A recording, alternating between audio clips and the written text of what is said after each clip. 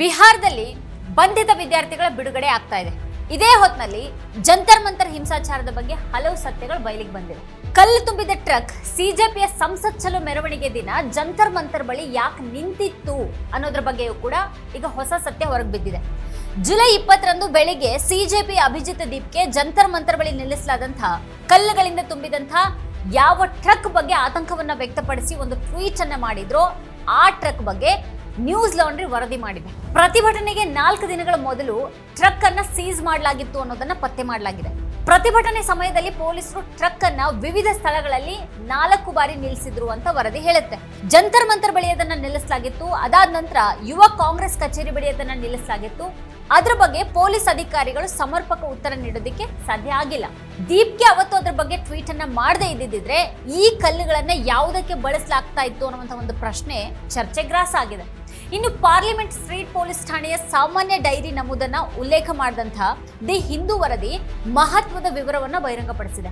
DCP ಆದೇಶದ ಮೇರೆಗೆ RF deputy commandant 55 ಸುತ್ತು ನಾನ್ ಎಲೆಕ್ಟ್ರಿಕಲ್ ಶೆಲ್ಗಳು, 15 ಸುತ್ತು ಎಲೆಕ್ಟ್ರಿಕಲ್ ಶೆಲ್ಗಳು, 5 ಅಶ್ರವಾಯು ಗ್ರೆನೇಡ್ಗಳು ಮತ್ತೆ ಪ್ಲಾಸ್ಟಿಕ್ ಪೆಲೆಟ್ಗಳ ಜೊತೆಗೇನೆ ಬ್ಯಾಲಿಸ್ಟಿಕ್ ಕಾರ್ಟ್ರಿಡ್ಜ್ ಗಳನ್ನ ಬಳಸಲಾಗಿದೆ ಅಂತ ಆರ್ಎಫ್ ದಾಖಲಿಸಿದೆ ಅಂತ ವರದಿ ಹೇಳುತ್ತೆ.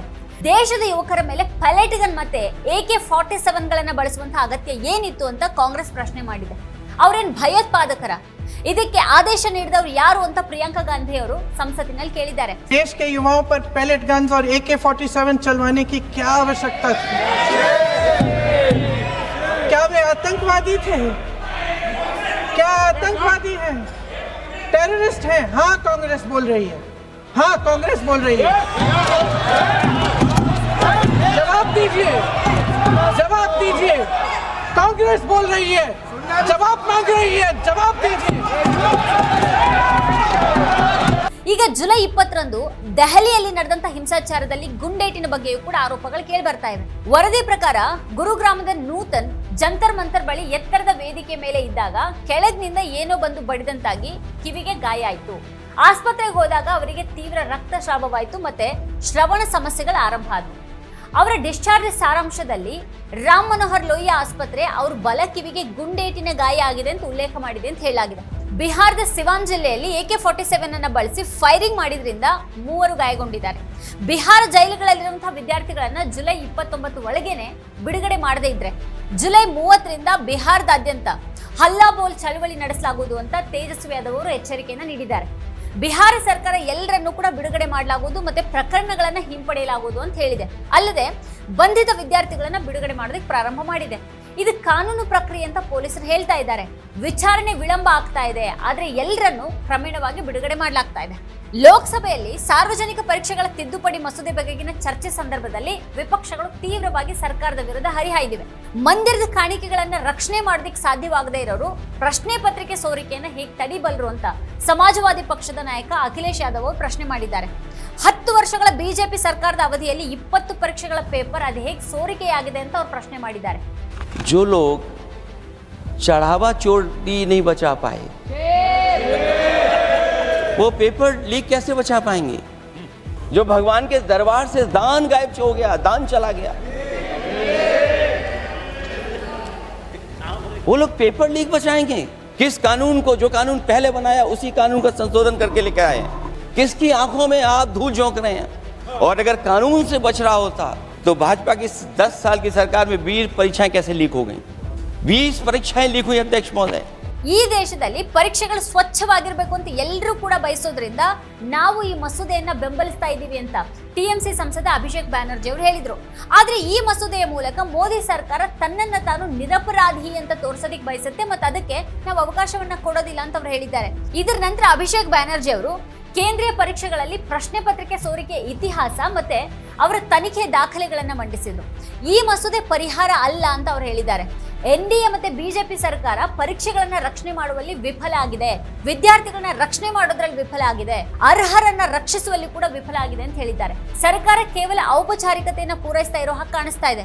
ಭಾರತದ ಪರೀಕ್ಷೆಗಳಲ್ಲಿನ ರಿಗ್ಗಿಂಗು ಮತ್ತೆ ವಿಳಂಬಕ್ಕೆ ತ್ವರಿತ ನ್ಯಾಯಾಲಯಗಳು ಪರಿಹಾರ ಅಲ್ಲ, ವಿಷಯಗಳು ತುಂಬಾನೇ ದೂರ ಹೋಗಿವೆ ಅಂತ ಸರ್ಕಾರ ಮೊದಲು ಅರ್ಥ ಮಾಡ್ಕೊಳ್ಬೇಕು ಅಂತ ಅಭಿಷೇಕ್ ಬ್ಯಾನರ್ಜಿ ಹೇಳಿದ್ದಾರೆ. ಅದೇ ಕೇಂದ್ರ ಸರ್ಕಾರ ರಾಜ್ಯ ಬಿಜೆಪಿ ಸರ್ಕಾರ ಮಧ್ಯಪ್ರದೇಶದಲ್ಲಿ ವ್ಯಾಪಂ ಹಗರಣದ ತನಿಖೆಯಲ್ಲಿ ಕಟ್ಟುನಿಟ್ಟಾಗಿದ್ದಿದ್ರೆ ವ್ಯಾಪಂನಲ್ಲಿ ಅವ್ರು ಯಾರನ್ನು ಕೂಡ ರಕ್ಷಣೆ ಮಾಡಲಿಲ್ಲ ಅಂತ ತೋರಿಸೋದಕ್ಕೆ ಅವರಿಗೆ ಬಲವಾದ ದಾಖಲೆ ಇರ್ತಾ ಇತ್ತು ಅಂತ ಅವ್ರು ಹೇಳಿದ್ದಾರೆ. ವ್ಯಾಪಂ ಹಗರಣದ ವಿವರಗಳನ್ನ ನೋಡಿದ್ರೆ ಈ ದೇಶದಲ್ಲಿ MBBS ವಿದ್ಯಾರ್ಥಿಗಳ ವಿರುದ್ಧ ನಡೆದಿರುವಂತಹ ವಂಚನೆ ಪ್ರಮಾಣ ಅದು ಎಷ್ಟು ಅನ್ನೋದು ಅರ್ಥ ಆಗ್ಬಿಡುತ್ತೆ. The bill that is being discussed is not a solution. Rather, this bill is an admission. It is an admission that the NDA and the BJP government have failed. It failed to protect examinations. It failed to protect the students. It failed to protect the merits. History is witness, sir. Sir, in the last 12 years, at least 17 exam-related fraud investigation, including NEET, UG 2024, UGC NEET, SSC CGL, JEE Main, WBSSC, HP Police, these are all being probed by CBI, but there has been zero conviction in the last 12 years. Vyapam ಮೂಲಕ ಒಬ್ಬ ವ್ಯಕ್ತಿ ವೈದ್ಯನಾದ್ರೆ ಅಥವಾ ಒಂದು ಆಸ್ಪತ್ರೆಯನ್ನ ನಿರ್ಮಾಣ ಮಾಡಿದ್ರೆ ಬಿಜೆಪಿನೇ ಜವಾಬ್ದಾರಿ ತೆಗೆದುಕೊಳ್ಬೇಕು ಅಂತ ಅಭಿಷೇಕ್ ಹೇಳಿದ್ರು. ಬಿಜೆಪಿ ಸಂಸದೆ ಬಾನ್ಸುರಿ ಸ್ವರಾಜ್ ಕೂಡ ಪ್ರಶ್ನೆ ಪತ್ರಿಕೆ ಸೋರಿಕೆಯನ್ನ ನಿರಾಕರಿಸೋದಿಕ್ಕೆ ಸಾಧ್ಯ ಆಗ್ಲಿಲ್ಲ. ಬದಲಾಗಿ ಮಾಫಿಯಾ ಜಾಲದ ಬಗ್ಗೆ ಅವರು ಹೇಳಿದ್ರು. ಇದು ಎಲ್ಲಾ ರಾಜ್ಯಗಳಲ್ಲಿನೂ ಇದೆ, ಇದು ತುಂಬಾನೇ ಸಾಮಾನ್ಯ ಅನ್ನುವಂಥ ವಿಷಯ ಅನ್ನೋ ಹಾಗೆ ಅವರು ಮಾತಾಡಿದ್ರು. अध्यक्ष जी, आज परीक्षा माफिया संगठित हो गया है, क्रॉस स्टेट क्रिमिनल नेटवर्क बन गया है और ये बिल, ये जो संशोधन आज लाया गया है, ये ज्यूरिसडिक्शन की उलझन को सुलझाता है, उसको समाप्त ही कर देता है, क्योंकि इस बिल में ये प्रावधान है कि केंद्र सरकार एक स्पेशल टास्क फोर्स का गठन कर सकती है इन्वेस्टिगेशन के लिए, और एक बार जांच शुरू हुई तो घड़ी की गिनती चलने चलती है न्याय के पक्ष में. क्यों? ಆದ್ರೆ ಈ ಪೇಪರ್ ಸೋರಿಕೆ ಮಾಫಿಯಾವನ್ನ ಹಿಡಿಯೋದಕ್ಕೆ ಗೃಹ ಸಚಿವ ಅಮಿತ್ ಶಾ ಅವರು ಇಲ್ಲಿವರೆಗೂ ಏನ್ ಮಾಡಿದ್ದಾರೆ ಅನ್ನೋದನ್ನ ಬಿಜೆಪಿ ಸಂಸದರು ವಿವರಿಸೋದಕ್ಕೆ ಸಾಧ್ಯ ಆಗತ್ತಾ? ಇಡಿ ಮತ್ತೆ ಸಿಬಿಐ ನಂತಹ ಸಂಸ್ಥೆಗಳು ಏನ್ ಮಾಡಿವೆ ಅಂತ ಅವ್ರು ಹೇಳ್ತಾರಾ? ಸರ್ಕಾರದ ಪರವಾಗಿ ಸಂಸದರು ನಮ್ರತೆಯ ಸೋಗಿನಲ್ಲಿ ವೈಫಲ್ಯವನ್ನ ಮರೆಮಾಚೋದಕ್ಕೆ ಪ್ರಯತ್ನ ಪಡ್ತಾ ಇರೋದ್ರಿಂದ ಏನೂ ಆಗೋದಿಲ್ಲ. ಏಮ್ಸ್ಗಳ ಸಂಖ್ಯೆ 7ರಿಂದ 20ಕ್ಕೇರಿದೆ ಅಂತ ಹೇಳಿದಂಥ ಬಾನ್ಸುರಿ ಸ್ವರಾಜ್ ಯಾವ ಏಮ್ಸ್ ಸರಾಗವಾಗಿ ನಡೀತಾ ಇದೆ ಅನ್ನೋದನ್ನ ಬಹಿರಂಗಪಡಿಸಬಲ್ಲರ? ಯಾವ ಏಮ್ಸ್ನಲ್ಲಿ ಎಲ್ಲಾ ಬೋಧನಾ ಪ್ರಾಧ್ಯಾಪಕರು ಇದ್ದಾರೆ ಅನ್ನುವಂಥ ಮಾಹಿತಿ ಅವ್ರ ಬಳಿ ಇದೆಯಾ?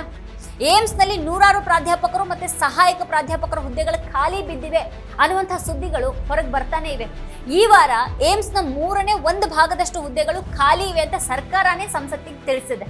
ಪ್ರತಿ 1/3 ಬೋಧಕ ಮತ್ತೆ ಬೋಧಕೇತರ ಹುದ್ದೆಗಳು ಖಾಲಿ ಬಿದ್ದಿವೆ. ಇಷ್ಟು ಕಳಪೆ ಪರಿಸ್ಥಿತಿ ಇದ್ರೂ ಕೂಡ ಮೋದಿ ಸರ್ಕಾರದ ಅವಧಿಯಲ್ಲಿ ಎಷ್ಟು ಏಮ್ಸ್ಗಳನ್ನ ನಿರ್ಮಿಸಿ ಏನು ಉಪಯೋಗ ಇದೆ? ಮಸೂದೆ ನೆಪದಲ್ಲಿ ಬಾನ್ಸುರಿ ಸ್ವರಾಜ್ ವಿರೋಧ ಪಕ್ಷವನ್ನ ಮೂಲೆ ಗುಂಪು ಮಾಡೋದಕ್ಕೆ ನೋಡಿದ್ರು.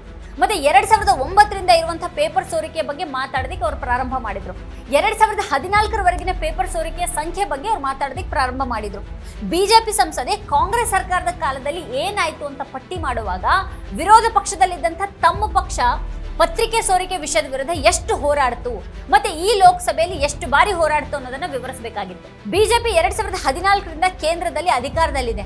ಈ 13 ವರ್ಷಗಳ ನಂತರ ಕಾಂಗ್ರೆಸ್ ಆಡಳಿತದ ರಾಜ್ಯಗಳ ಉದಾಹರಣೆಗಳನ್ನ ಉಲ್ಲೇಖ ಮಾಡುವಂತ ಅಗತ್ಯ ಇಲ್ಲ. ಬಾನ್ಸುರಿ ಸ್ವರಾಜ್ ತಮ್ಮ ಭಾಷಣದ ಆರಂಭದಲ್ಲಿ ಪ್ರಶ್ನೆ ಪತ್ರಿಕೆ ಸೋರಿಕೆ ಮಾಫಿಯಾ ಅನೇಕ ರಾಜ್ಯಗಳಲ್ಲಿ ಹರಡಿದೆ ಅಂತ ಸ್ವತಃ ಹೇಳ್ಕೊಂಡಿದ್ದಾರೆ. ಮತ್ತೆ ಕೊನೆಯಲ್ಲಿ ಕಾಂಗ್ರೆಸ್ ಆಡಳಿತದಲ್ಲಿ ಪ್ರಶ್ನೆ ಪತ್ರಿಕೆ ಸೋರಿಕೆಯ ಸಂಖ್ಯೆಯನ್ನು ಅವರು ಪಟ್ಟಿ ಮಾಡಿದ್ರು. ಈ 13 ವರ್ಷಗಳಲ್ಲಿ ಮಾಫಿಯಾವನ್ನ ನಿರ್ಮೂಲನೆ ಮಾಡೋದಕ್ಕಾಗಿಲ್ಲ ಅಂತ ಅನ್ನೋದಾದ್ರೆ ಸರ್ಕಾರಗಳು ಇದಕ್ಕೆ ಜವಾಬ್ದಾರಿಯನ್ನು ತೆಗೆದುಕೊಳ್ಬೇಕಾಗತ್ತೆ. ಕಾಂಗ್ರೆಸ್ ಸಂಸದ ಗೌರವ್ ಗೊಗೊಯ್ ಕಳೆದ 2 ವರ್ಷಗಳಲ್ಲಿ ಪ್ರಶ್ನೆ ಪತ್ರಿಕೆ ಸೋರಿಕೆಯನ್ನು ತಡೆಯೋದಕ್ಕೆ ಮೋದಿ ಸರ್ಕಾರ ಏನ್ ಮಾಡಿದೆ ಅನ್ನೋದನ್ನ ಬಹಿರಂಗಪಡಿಸಿದ್ರು. ಈಗ ಚಾಲ್ತಿಯಲ್ಲಿರುವಂತಹ 2024ರ ಕಾನೂನು ಪ್ರಶ್ನೆ ಪತ್ರಿಕೆ ಸೋರಿಕೆಯನ್ನ ತಡೆಯೋದಕ್ಕೆ ಈಗಾಗಲೇ ವಿಫಲ ಆಗಿದೆ ಅಂತ ಅವ್ರು ಹೇಳಿದ್ರು. ಈ ಕಾನೂನು ಅವತ್ತೇ ವಿಫಲ ಆಗಿತ್ತು, ಮತ್ತೆ ಈಗ ನೀವು ಇವತ್ತು ತರ್ತಾ ಇರುವಂತಹ ಕಾನೂನು ಕೂಡ ವಿಫಲ ಆಗುತ್ತೆ. ಈ ಕಾನೂನು ನಿಮ್ಮ ವೈಫಲ್ಯದ ಸಂಕೇತ ಆಗಿದೆ ಅಂತ ಅವ್ರು ಹೇಳಿದ್ರು. ಕಾನೂನು ಪರಿಣಾಮಕಾರಿಯಾಗಿದ್ರೆ ಕೇವಲ 2 ವರ್ಷಗಳ ನಂತರ ಅಂದ್ರೆ 2026ರಲ್ಲಿ ಮತ್ತೆ ಇಷ್ಟೊಂದು ದೊಡ್ಡ ಮಟ್ಟದ ಪರೀಕ್ಷಾ ಅಕ್ರಮ ಅದು ಹೇಗೆ ನಡೀತು ಅಂತ ಅವ್ರು ಪ್ರಶ್ನೆ ಮಾಡಿದ್ರು. क्योंकि ऐसे कानून 2024 के में लाने के पश्चात भी 2026 में तो लीक हुआ ना सर. अगर कानून इतना ही सशक्त था तो आज 2 साल बाद ही इतना बड़ा व्यापक लीक कैसे हुआ? और अफसोस की बात है सर, उस समय में भी शिक्षा मंत्री धर्मेंद्र प्रधान थे. ಕೇಂದ್ರ ಸಿಬ್ಬಂದಿ ಸಚಿವ ಜಿತೇಂದ್ರ ಸಿಂಗ್ ರಾಧಾಕೃಷ್ಣನ್ ವರದಿ ಬಗ್ಗೆ ಮಾತಾಡಿದ್ರು. ಆದ್ರೆ ಸಾಕಷ್ಟು ಶಿಫಾರಸುಗಳನ್ನ ಜಾರಿಗೆ ತರಲಾಗಿದೆ ಅಂತ ಅವ್ರು ಹೇಳಿದ್ರು. ವರದಿಯ ಪ್ರಕಾರ ರಾಧಾಕೃಷ್ಣನ್ ಸಮಿತಿಯ ಶಿಫಾರಸುಗಳಲ್ಲಿ 60% ಸಹ ಜಾರಿಗೆ ಬಂದಿಲ್ಲ. 10% ಶಿಫಾರಸುಗಳನ್ನ ಭಾಗಶಃ ಜಾರಿಗೆ ತರಲಾಗಿದೆ. ಪರಿಸ್ಥಿತಿನೇ ಹೀಗಿರುವಾಗ ಜಿತೇಂದ್ರ ಸಿಂಗ್ ಅದನ್ನ ಜಾರಿಗೆ ತರಲಾಗಿದೆ ಅಂತ ಹೇಳೋದಿಕ್ ನೋಡ್ತಾ ಇದ್ದಾರೆ. ಸಮಿತಿಯ ಶಿಫಾರಸುಗಳಿಗೆ ಅನುಗುಣವಾಗಿ NTA ಇನ್ನು ಮುಂದೆ ನೇಮಕಾತಿ ಪರೀಕ್ಷೆಗಳನ್ನ ನಡೆಸೋದಿಲ್ಲ ಅಂತ ಮಾಜಿ ಸಚಿವ ಧರ್ಮೇಂದ್ರ ಪ್ರಧಾನ್ ಅವರು ಡಿಸೆಂಬರ್ 2024ರಲ್ಲಿ ಘೋಷಣೆ ಮಾಡಿದ್ರು. ಅದರ ಹೊರತಾಗಿನೂ NTA 2025 ಮತ್ತೆ 26ರಲ್ಲಿ ಹಲವಾರು ನೇಮಕಾತಿ ಪರೀಕ್ಷೆಗಳನ್ನ ನಡೆಸಿದೆ. ಸ್ಪಷ್ಟವಾಗಿ ಸರ್ಕಾರಕ್ಕೆ ರಾಧಾಕೃಷ್ಣನ್ ಸಮಿತಿಯ ಶಿಫಾರಸುಗಳನ್ನ ಕಾರ್ಯಗತಗೊಳಿಸುವಂತಹ ರಾಜಕೀಯ ಇಚ್ಛಾಶಕ್ತಿ ಅಥವಾ ಪ್ರಾಮಾಣಿಕ ಉದ್ದೇಶ ಇರಲೇ ಇಲ್ಲ. ಇಂತಹ ಪರಿಸ್ಥಿತಿಯಲ್ಲಿ ಪ್ರಧಾನಮಂತ್ರಿಯವರು ಈಗ ನಂದನ್ ನೀಲೇಕೇಣಿ ನೇತೃತ್ವದಲ್ಲಿ ಉನ್ನತ ಮಟ್ಟದ ಕಾರ್ಯಪಡೆಯನ್ನು ಅದು ಹೇಗೆ ರಚನೆ ಮಾಡ್ತಾ ಇದ್ದಾರೆ? ಸರ್ಕಾರದ ಹಿಂದಿನ ದಾಖಲೆಗಳನ್ನೇ ಗಮನಿಸಿದ್ರೆ ಈ ಕಾರ್ಯಪಡೆಯ ವರದಿ ಕೂಡ ಧೂಳು ಹಿಡಿಯುವಂತಾಗತ್ತೆ. ಹಾಗಾದ್ರೆ ಕೇಂದ್ರೀಯ ವಿದ್ಯಾಲಯ ಸಂಘಟನೆ ಮತ್ತೆ ನವೋದಯ ವಿದ್ಯಾಲಯ ಸಮಿತಿ ಏಕಲವ್ಯ ಮಾದರಿ ವಸತಿ ಶಾಲಾ ಪರೀಕ್ಷೆ ಜಾಹೀರಾತು 2025ರಲ್ಲಿ ಪ್ರಕಟ ಆಯಿತು. 120 ದಿನಗಳಿಗೂ ಹೆಚ್ಚು ಸಮಯ ಕಳೆದಿದೆ ಈಗಾಗಲೇ. ಈ ಪರೀಕ್ಷೆ ಫಲಿತಾಂಶಗಳು ಇನ್ನೂ ಕೂಡ ಬಿಡುಗಡೆಯಾಗಿಲ್ಲ. ಫಲಿತಾಂಶಗಳಲ್ಲಿನ ವಿಳಂಬ ಪತ್ರಿಕೆ ಸೋರಿಕೆಗಿಂತನೂ ಅತಿ ದೊಡ್ಡ ಸಮಸ್ಯೆಯಾಗಿದೆ. ಭಾರತದ ಶಿಕ್ಷಣ ವ್ಯವಸ್ಥೆ ವಿಶ್ವಾಸಾರ್ಹ ಅಲ್ಲ, ಅದ್ರ ಗುಣಮಟ್ಟ ಈಗ ಭಯಾನಕವಾಗಿದೆ. ಇದನ್ನ ಸರಿಪಡಿಸೋದಕ್ಕೆ ಸರ್ಕಾರ 13 ವರ್ಷಗಳನ್ನ ವ್ಯರ್ಥ ಮಾಡಿದೆ. ಮತ್ತೆ ಇದನ್ನ ಪ್ರಶ್ನೆ ಮಾಡುವಂತಹ ಜಂಜಿಗಳನ್ನ ಅದೇ ಬಿಜೆಪಿ ಕಂಗನಾ ಥರದ ಸಂಸದರು ಹೀಗಳೆಯೋದಿಕ್ ನೋಡ್ತಾರೆ. ಅವ್ರ ಬಗ್ಗೆ ಅರಗಿಸಿಕೊಳ್ಳಲಾರದ ಸತ್ಯವನ್ನ ಹೇಳಿದಾಗ ಉರಿದು ಬೀಳುವಂತಹ ರೀತಿ ಇದು. ವೀಕ್ಷಕರೇ, ಕುರಿತು ನಿಮ್ಗೇನು ಅನ್ಸುತ್ತೆ, ಏನು ಅಭಿಪ್ರಾಯ ಇದೆ ಅದನ್ನ ವಿಡಿಯೋ ಕೆಳಗಡೆ ಕಮೆಂಟ್ ಮಾಡಿ ನಮಗೆ ತಿಳಿಸಿ. ಇದೇ ಹೊತ್ತಿನ ಸ್ಪೆಷಲ್ ನೋಡ್ತಾ ಇರಿ ವಾರ್ತಾ ಭಾರತಿ. ನೀವು ಇನ್ನೂ ವಾರ್ತಾ ಭಾರತಿ ಯೂಟ್ಯೂಬ್ ಚಾನೆಲ್ ಅನ್ನು ಸಬ್ಸ್ಕ್ರೈಬ್ ಮಾಡಿಲ್ಲ ಅಂತಂದ್ರೆ ಈ ಕೂಡಲೇ ಸಬ್ಸ್ಕ್ರೈಬ್ ಮಾಡಿ, ಹಾಗೆ ಪಕ್ಕದಲ್ಲೇ ಇರುವಂತಹ ಬೆಲ್ ಐಕಾನ್ ಪ್ರೆಸ್ ಮಾಡಿ ನಮ್ಮನ್ನ ಪ್ರೋತ್ಸಾಹಿಸಿ. ನಮ್ಮ ಕಾರ್ಯಕ್ರಮಗಳನ್ನು ನೀವು ನೋಡ್ತಾ ಇದ್ರೆ ನಮ್ಮ ಚಾನೆಲ್ ಅನ್ನ ಸಬ್ಸ್ಕ್ರೈಬ್ ಮಾಡಿ, ಪಕ್ಕದ ಬೆಲ್ ಐಕಾನ್ ಒತ್ತಿ ನಮ್ಮನ್ನ ಬೆಂಬಲಿಸಿ. ಹಾಗೆ ನಮ್ಮ ಕಾರ್ಯಕ್ರಮಗಳನ್ನ ಲೈಕ್ ಮಾಡಿ, ಕಮೆಂಟ್ ಮಾಡಿ, ಅದನ್ನ ಬೇರೆಯವರಿಗೂ ವಾಟ್ಸ್ಆಪ್ ಮೂಲಕ ಶೇರ್ ಮಾಡಿ. ನೀವು ಹೀಗೆ ಮಾಡಿದಾಗ ನಮ್ಮ ಚಾನೆಲ್ ಇನ್ನಷ್ಟು ಮತ್ತಷ್ಟು ಜನರಿಗೆ ತಲುಪಲು ನೀವು ನಮ್ಮೊಂದಿಗೆ ಸಹಕರಿಸಿದ ಹಾಗಾಗುತ್ತೆ. ಇದು ನೀವು ಯಾವುದೇ ಖರ್ಚಿಲ್ಲದೆ ಕೆಲವೇ ಸೆಕೆಂಡುಗಳಲ್ಲಿ ನೀಡಬಹುದಾದ ಸಹಕಾರ. ಧನ್ಯವಾದಗಳು.